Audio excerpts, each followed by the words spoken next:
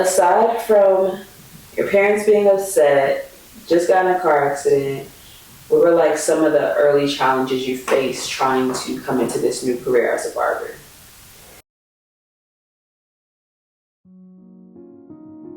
So as a barber, you all know it's hard to get clients and it's hard to really level up as a young entrepreneur in the game.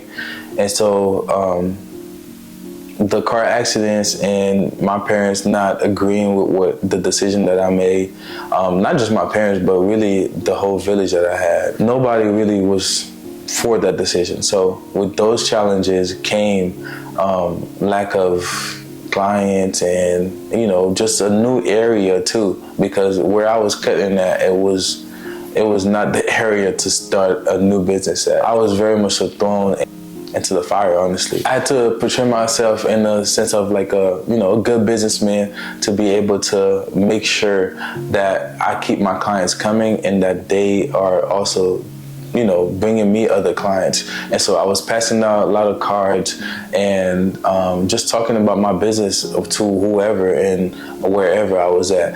And so at the time, I was doing house calls, and those house calls were very low. I was doing house calls for as low as like $40, and I think $40 is $60. And so because I had started at first doing house calls, like when I was in school, and so that I kind of just still maintained that. And so me working at the shop now, I had to really get people that were around in the area to come into the shop and get a haircut. And so you know how hard it is to get people to trust you as a first-time barber, basically entrepreneur in the game anyways. And so that was definitely one of the biggest challenge. But at the time, like social media was a big thing. And so for businesses, it was one of the things that was on the rise. And so if you were, if you had some type of skill, if you had some type of knowledge and you put it out in the media, honestly, you could blow up at the time if you use it the right way.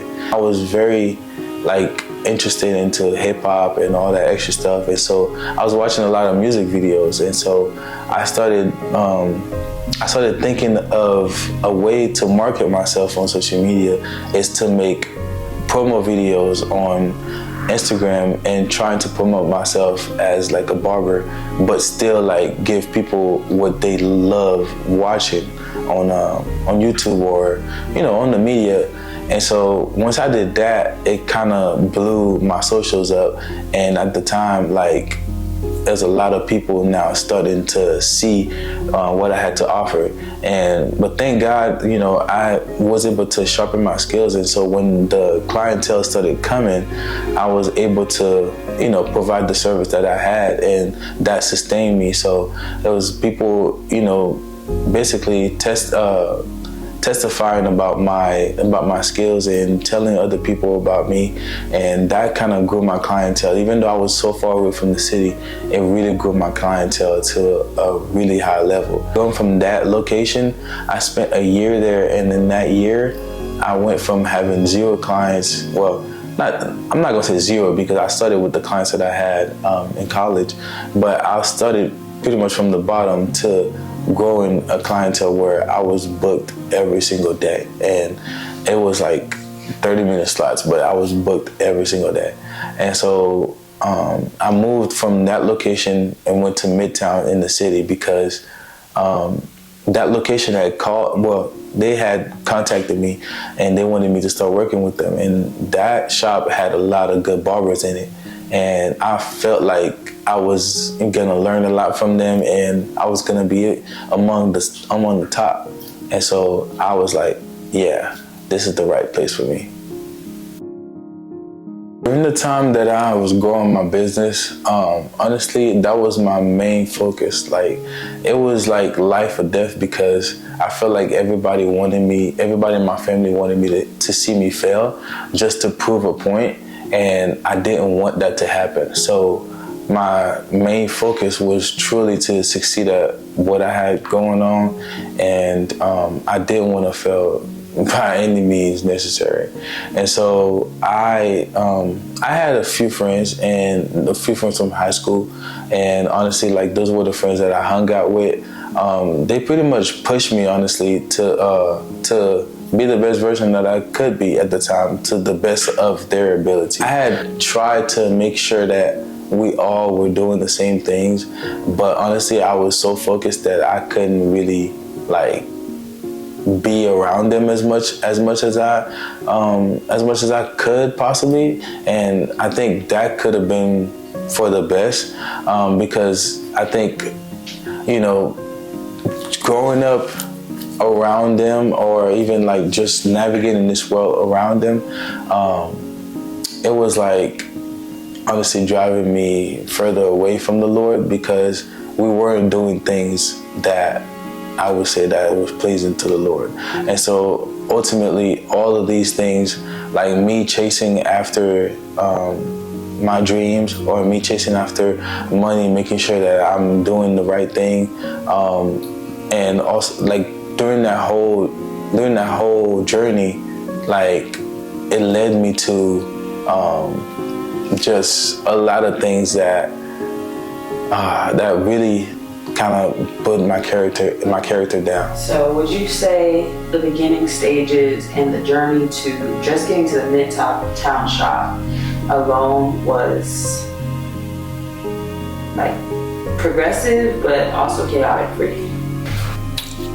And in the journey to the Midtown shop, I feel like my character started to develop in a different way. I feel like because I was doing these things and I was portraying myself the way that I did on social media, it kind of put me in a place to keep up with all of that. And honestly, it was driving me away from my roots as a believer, or even as a Haitian.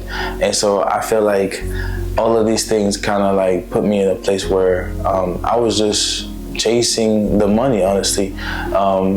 And social media kind of like put me in a place where I had a lot of recognition, because I started cutting, I guess, a lot of people that were famous.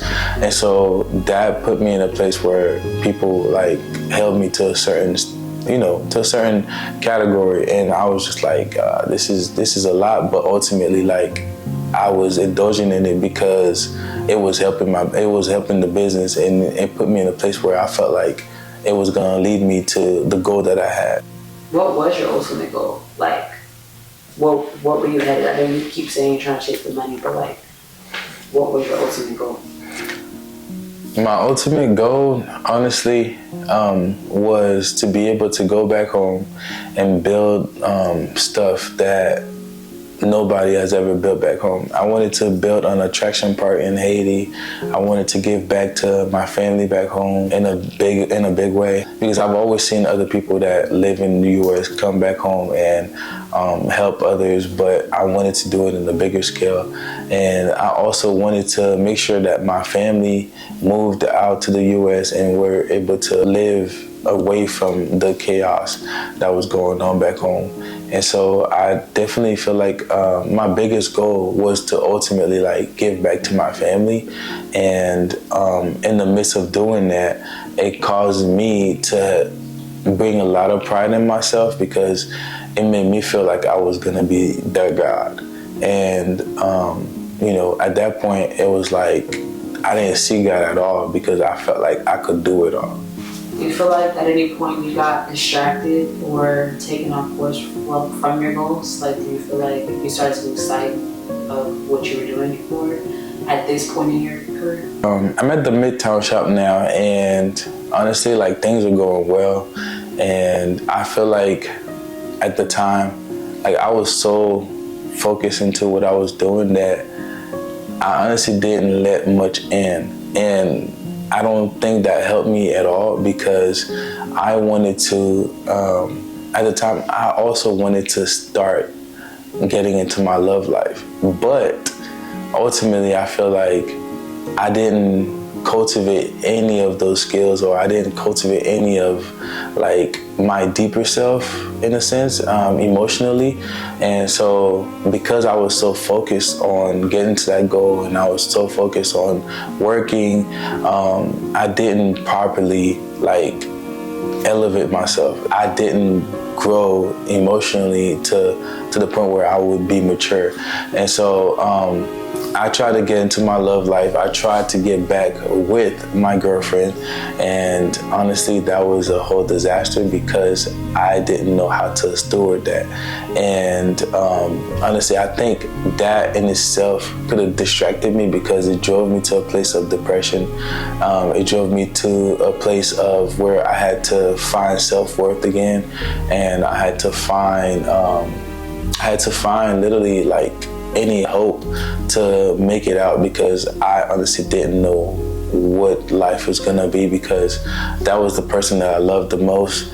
That was the person that I clinged on to, honestly, and I didn't know how to steward that relationship. I didn't know how to help get that relationship to the point where it was gonna be healthy, and that drove me crazy. And on top of all that, I got her pregnant. Now I got a baby on the way. What do I do now, man?